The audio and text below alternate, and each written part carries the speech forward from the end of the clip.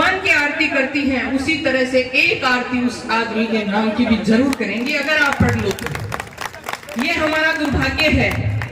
परिस्थितियां चाहे कोई भी रही होंगी, लेकिन बाबा साहेब डॉक्टर अंबेडकर को हमारी मातृशक्ति ने पढ़ा नहीं है। आज हमारे जो भी माताएं बहनें जितने सुखों का आनंद ले रही हैं, उनके पीछे किसी महापुरुष का, या राठौड़ साहब ने जो उनको नाम दिया है राजर्षि, तो किसी ऋषि का अगर तप है तो वो है डॉक्टर भीमराव अंबेडकर। बाबा साहेब डॉक्टर अंबेडकर ने पहला जो अवकाश स्वीकृत करवाया था, तो मेरी माताओं सबसे पहला अवकाश तो था मातृत्व अवकाश था, कि श्रम परिषद के सदस्य होते हुए गुलाम भारत के अंदर पहला अवकाश का जो अधिकार माताओं को दिया, वो डॉक्टर अंबेडकर ने दिया। कितनी सारी विडंबनाएं रही हैं, लेकिन उन सब के अंदर 15 अगस्त सन 1947 को देश आजाद हो चुका था, लेकिन भारत की वो 50% आबादी आज उस समय भी, और मेरे को लगता है जैसे मैं फील्ड में काम करती हूँ और एक अपने कार्य क्षेत्र के अंदर भी मैं देखती हूँ, तो महिलाएं जो जिस तरह से मेरे से व्यक्तिगत आकर के मिलती हैं और अपना दुखड़ा वो मेरे को बताती हैं, तो मुझे लगता है कि आज ये अबला इसलिए है कि वो इन्होंने डॉक्टर अंबेडकर को नहीं पढ़ा है।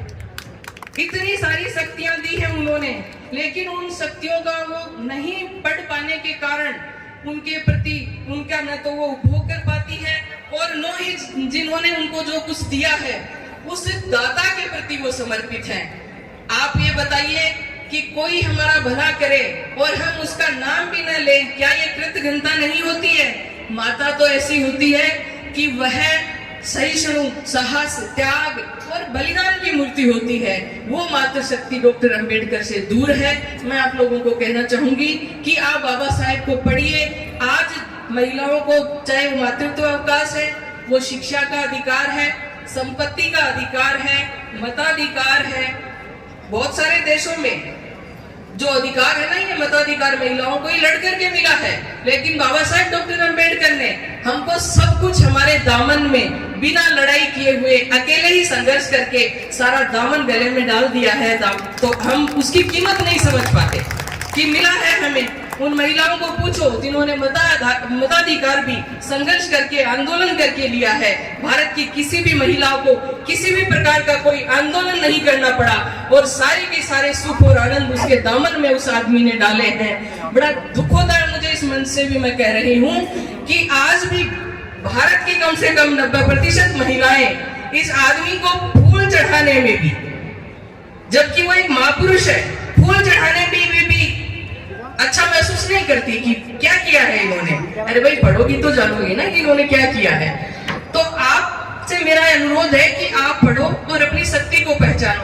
आज एक महिला, उसके पास जितने भी जो भी अधिकार हैं, शिक्षा का, पढ़ने का, लिखने का, नौकरी करने का, 6 महीने तक वो बिस्तर पर रहती है अपने बच्चे के साथ, तो भी बाबा साहेब ने कहा था कि ये घर पे रहेगी तो ये खाएगी क्या, इसलिए इसकी तनख्वाह जो है वो सरकार दे।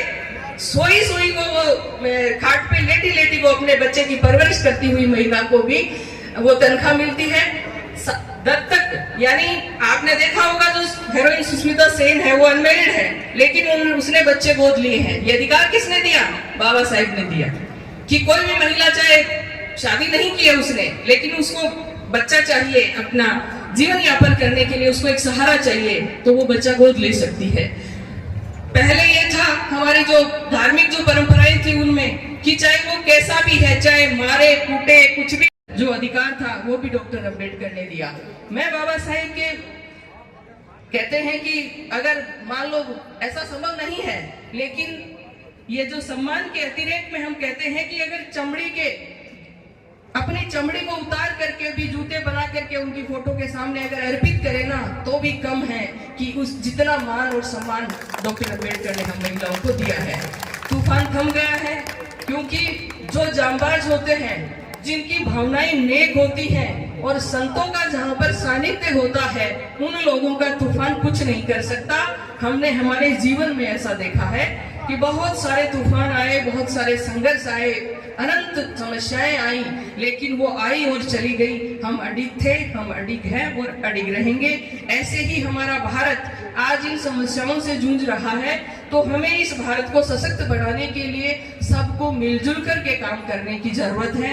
मैं एक थोड़ा अंत में निवेदन ये करना चाहूंगी कि हम लोगों ने आजादी के आंदोलन में जितने भी हमारे महापुरुष हुए थे, वो सारे के सारे राष्ट्र के थे, सारे के सारे राष्ट्र के थे, चाहे गांधी जी हो, सरदार पटेल हो, नेहरू जी हो, इंदिरा गांधी जी हो, तिलक हो, गोखले हो, सब। लेकिन बाबा साहेब डॉक्टर अंबेडकर ने हम लोगों को एक दामन में समेट लिया, दलित मुक्त करोगे।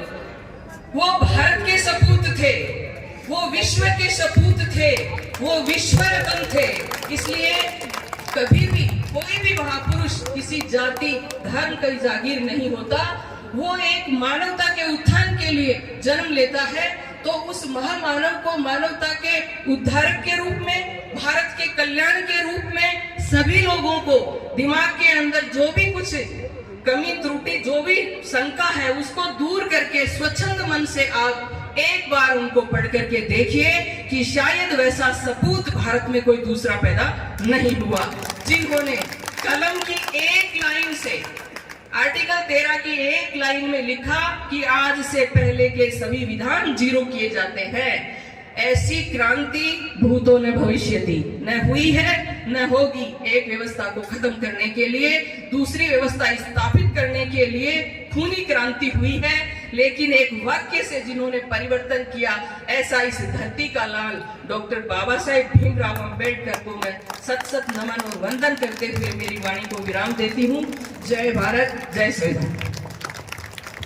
बहुत बहुत अभिनंदन। एक बार जोरदार तालियां बजा करके इनका स्वागत करिए। अब मैं जिनको